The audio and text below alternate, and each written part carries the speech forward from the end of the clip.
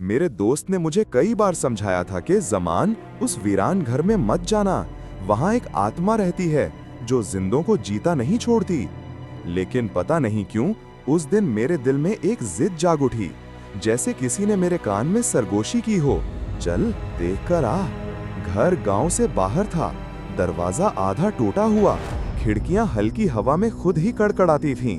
मैं जैसे ही अंदर कदम रखा, मेरा दिल सीने में जोर जोर से धड़कने लगा। अजीब सी ठंडक पूरे घर में फैली हुई थी, जैसे बर्फ की हवा हो। अंदर जाते ही अचानक दरवाजा जोरदार आवाज से बंद हुआ।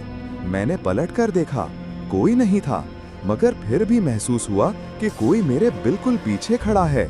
मैंने एक कदम आगे बढ़ाया और फिर मुझे वो आवाज सुनाई दी, क्यों आए हो? आवाज इतनी सर्द थी कि मेरी रीढ़ की हड्डी में कपकपी दौड़ गई। मैंने दिल मजबूत किया और बोला, मैं बस देखने आया था। अचानक दीवारों पर साए दौड़ने लगे, जैसे दर्जनों लोग मेरे इर्द गिर्द घूम रहे हों। मेरे कदम मुंजमद हो गए, पांव जमीन में जैसे धंस गए थे। फिर वो जाहिर हुई, एक लंबी काली औरत, बाल जमीन तक, चेहरा आधा जला हुआ, आंखें खाली जैसे खोखले गड्ढे। वो धीरे धीरे मेरी तरफ आ रही थी और इसके हर कदम के साथ घर थरथरा रहा था। उसने अपना हाथ मेरी गर्दन पर रख दिया। हाथ इतना सर्द था जैसे बर्फ का टुकड़ा।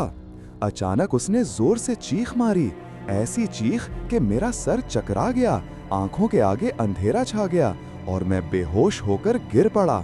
जब आंख खुली तो मैं घर से बाहर था। दरवाजा खुद ब खुद खुला हुआ था। मेरा दोस्त और कुछ गांव वाले मेरे ऊपर पानी छिड़क रहे थे। उन्होंने बताया कि मैं एक ही जगह घंटों बेहोश पड़ा था, मगर असल खौफ तो बाद में शुरू हुआ। उस दिन के बाद रात को जब भी मैं सोने लगता, वही आवाज मेरे कान के पास आती, मैं अभी खत्म नहीं हुई। उस दिन जब मैं बेहोश मिला था, सबने मुझे समझाया कि दोबारा उस घर की तरफ मत जाना, मगर मेरे अंदर कुछ बदल चुका था। मैं चाह कर भी इस घर को भूल नहीं पाता था, जैसे वो आत्मा मेरा नाम लेकर मुझे दोबारा बुला रही हो। रात का पहला खौफ। इस रात मैं अपने कमरे में लेटा हुआ था। बाहर आसमान पर बादल थे, हवा दरख्तों में अजीब सी सीटियां बजा रही थी। कमरे में हल्की अंधेरा था और हर चीज बिल्कुल खामोश। इतने में अचानक दरवाजा खुद ब खुद आहिस्ता आहिस्ता खुलने लगा। कड़ कड़ कड़। मैं उठ बैठा। घर में सब सो चुके थे। मैंने कान लगाकर सुना। कोई कदमों की आवाज नहीं थी, मगर फिर भी ऐसा लग रहा था कि कमरे में कोई दाखिल हुआ है। फिर वही सरगोशी, तुम वापस नहीं आए। मैंने फौरन बत्ती जलाई। कमरा खाली था, लेकिन बत्ती के जलते ही दीवार पर एक साया दौड़कर खिड़की के पास से बाहर निकल गया। मेरी सांस रुक गई। अगले दिन जिस्म पर निशान। सुबह जब मैं उठा तो मेरे बाजू पर गहरे नाखूनों के 4 निशान थे, जैसे किसी ने रात को मेरी जिल्द खींची हो। मैंने घर वालों को नहीं बताया, क्योंकि मुझे खुद यकीन नहीं आ रहा था। दोपहर को मेरा दोस्त आया। उसने मुझे देखा और फौरन पूछा, ज़मान, तू ठीक है? तेरे चेहरे पर तो ऐसे लग रहा है जैसे पूरी रात नहीं सोया। मैंने कहा, वो आती है रात को। दोस्त ने हैरान होकर मेरी बात सुनी और बोला, ज़मान, इस आत्मा की वजह से लोग पागल हो जाते हैं या गायब, तो इस जगह फिर जाने का सोच भी ना। मगर मेरी किस्मत में कुछ और लिखा था। तीसरी रात, आवाजें, साए और लानत। इस रात बारिश हो रही थी। खिड़की पर बारिश की बूंदें टकराकर खौफनाक आवाजें पैदा कर रही थी। मैं करवट बदलकर सोने की कोशिश कर रहा था कि अचानक बिस्तर हिलना शुरू हो गया। पहले हल्का, फिर जोर से, फिर ऐसे जैसे कोई नीचे से धक्का मार रहा हो। मैंने कंबल पकड़कर उठना चाहा, लेकिन कोई मेरे टखने को पकड़कर खींचने लगा। मैं चीख भी नहीं पा रहा था। और फिर वो सामने दिखाई दी, वही आत्मा, वही जल हुआ चेहरा, लेकिन इस बार उसके बाल जमीन पर नहीं, छत से नीचे लटक रहे थे। वो उल्टी खड़ी थी। हाँ, उल्टी, छत पर चमटी हुई, सर नीचे मेरी तरफ। उसकी आंखों से धुआं उठ रहा था। वापस घर में आओ, वरना मैं खुद तुझे ले जाऊंगी। मैं जोर से चीखा। घर वाले दौड़े आए, लेकिन वो आत्मा पलक झपकते गायब हो गई। सबने समझा मुझे डरावना ख्वाब आया है, लेकिन मैं जानता था कि ये ख्वाब नहीं था। आखिरी फैसला दोबारा उसी घर में जाना। मैंने अगले दिन फैसला कर लिया, अगर मैं ना गया तो वो आत्मा मुझे छोड़ने वाली नहीं। शाम होते ही मैं दोबारा उस वीरान घर की तरफ रवाना हुआ। बारिश रुक चुकी थी, मगर फिजा में नमी और गहरे बादल भरे हुए थे। जब मैं घर के दरवाजे के पास पहुंचा तो दरवाजा खुद ब खुद आहिस्ता से खुल गया, जैसे वो मेरा इंतजार कर रही हो। अंदर कदम रखते ही हवा रुक गई। खामोशी, मुकम्मल खामोशी। मैंने हिम्मत करके कहा, मैं आ गया हूँ, अब क्या चाहती हो? अंधेरा गहरा हुआ, दीवारों पर ठंडी हवा चलने लगी और फिर उसकी आवाज, मेरी कहानी सुन, फिर फैसला करना कि तू जिंदा जाएगा या मेरे साथ रहेगा। जब मैं वीरान घर के अंदर दाखिल हुआ तो अंधेरा इतना गहरा था कि मुझे अपने हाथ भी नजर नहीं आ रहे थे। मगर इस घर में अजीब बात यह थी कि जितना खामोश होता उतना ही लगता कि कोई मुझे करीब से देख रहा है। मैंने दिल मजबूत करके पूछा, बताओ तुम मुझसे क्या चाहती हो? और फिर दीवार पर एक साये ने शक्ल बनानी शुरू की। पहले वो धुआं था, फिर औरत की टूटी हुई शक्ल, और फिर उसने बोलना शुरू किया। उसकी आवाज में एक अजीब दर्द था। आत्मा की कहानी। मैं कौन थी? मैं इस घर की मालकन थी, शबाना। मैं जिंदा थी, लेकिन मेरे अपने घर वालों ने मुझे जला दिया। ये सुनते ही मेरा दिल डूब गया। आत्मा आगे बोली, मैंने शादी से इनकार किया था। मेरे भाई ने गैरत के नाम पर मुझे जिंदा जला दिया, इस कमरे में, इसी जगह। उसकी उंगली ने एक कोने की तरफ इशारा किया। मैंने देखा, उस जगह दीवार पर काले जले हुए निशान थे, जैसे आग आज भी जिंदा हो। मेरी चीखें, मेरा दर्द कोई नहीं सुन सका। अब जो भी मेरे घर आता है, मैं उसे अपना दर्द महसूस करवाती हूँ, क्योंकि मैं अकेली हूँ, बहुत अकेली। उसकी आवाज आहिस्ता आहिस्ता गर्ज में बदल रही थी। मगर तुम। अचानक उसके लहजे में तब्दीली आई।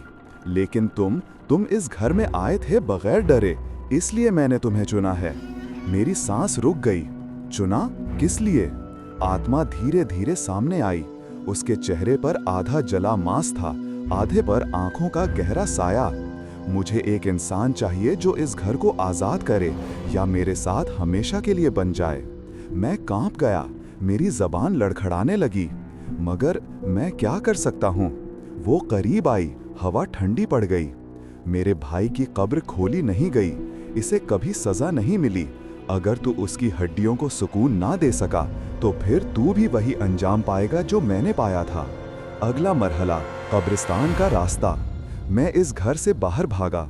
रात का वक्त था, आसमान पर गहरी बदली और हवा में एक अजीब बू थी।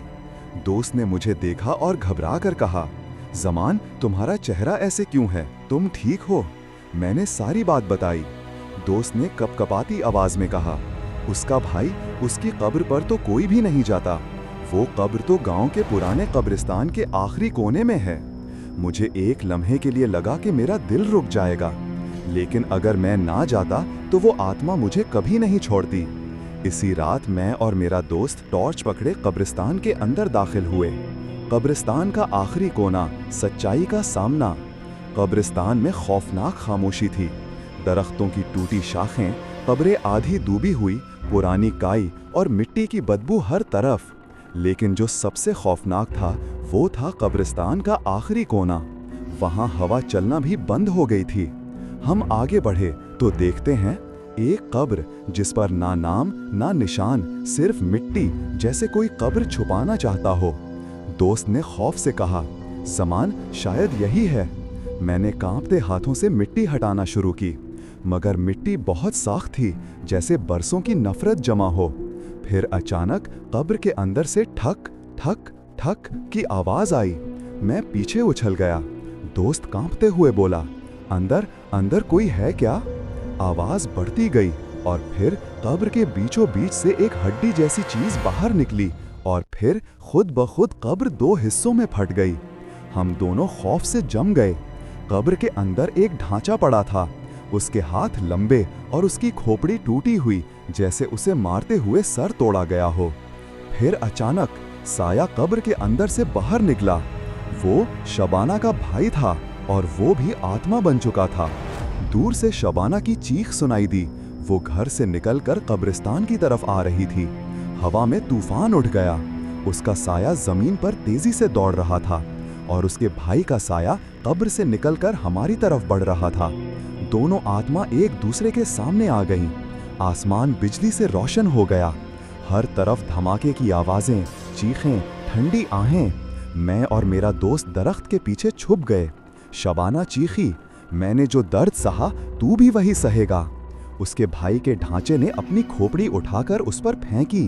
हवा में आग निकली, जमीन फटने लगी और दोनों आत्मा आपस में लड़ते लड़ते पूरे कब्रिस्तान को हिलाकर रख गईं। फिर एक जोरदार धमाका हुआ। रोशनी की चमक और सब कुछ खत्म। खामोशी, सिर्फ धुआं, ठंडक और मिट्टी। अंजाम, मैं जिंदा तो हूं मगर आजाद नहीं। सुबह की रोशनी आई तो कब्रिस्तान बिल्कुल साफ था। ना कोई आत्मा, ना कोई आवाज। हम दोनों वापस गांव आ गए। सब ने कहा कि शबाना की आत्मा खत्म हो गई, लेकिन हकीकत कुछ और है। आज भी जब मैं रात को सोता हूँ, दीवार पर कभी कभी एक साया दिखाई देता है और कभी एक सरगोशी सुनाई देती है। मैंने तुम्हें आज़ाद तो कर दिया, मगर मैं अकेली अभी भी हूँ। तो गाइस, अगर आपको ये हमारी वीडियो अच्छी लगी तो वीडियो को लाइक और चैनल को सब्सक्राइब ज़रूर कर देना। मिलते हैं एक और नई वीडियो के साथ। अल्लाह हाफिज़।